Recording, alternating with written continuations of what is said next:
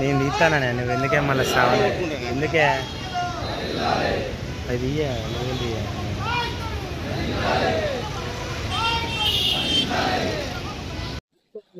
మరి మాట్లాడండి. మరి ఈరోజు భారతదేశ వ్యాప్తంగా సుమారు 50 లక్షల మంది కార్మిక రంగం నుంచి గాని ఉద్యోగ వర్గం నుంచి గాని ఇలా దేశవ్యాప్త సమ్మె చేయడం జరుగుతుంది.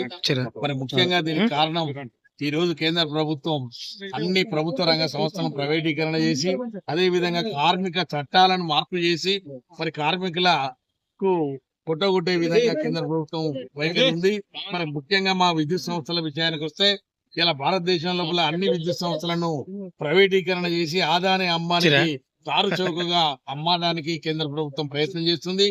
మరి భారతదేశ ప్రజలు, సామాన్య ప్రజలు, అదే విధంగా రైతులు ఎక్కువగా ఉన్నటువంటి దేశం. ఈ దేశంలో కనుక విద్యుత్తును కనుక ప్రైవేటీకరణ చేస్తే ప్రజల మీద అధిక భారం మోపాల్సి వస్తుంది. మరి ప్రజలు అంత భారాన్ని ఈ దేశం లోపల మోసే పరిస్థితులు లేరు. కాబట్టి ఇప్పటికైనా కేంద్ర ప్రభుత్వం తన వైఖరిని విడనాడి మరి విద్యుత్ సంస్థల ప్రైవేటీకరణను ఉపసంహరించుకోవాలి.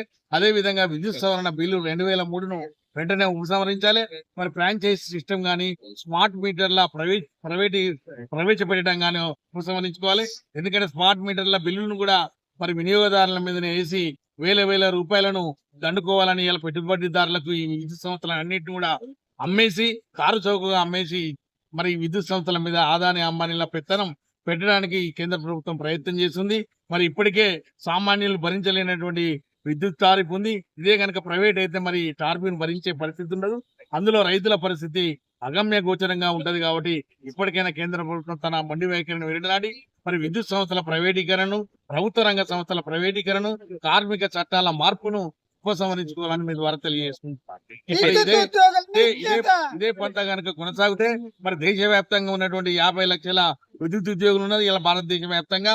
మరి తప్పకుండా సమ్మెకు కూడా వెనకాడమని కేంద్ర ప్రభుత్వానికి మేము హెచ్చరిస్తున్నాం.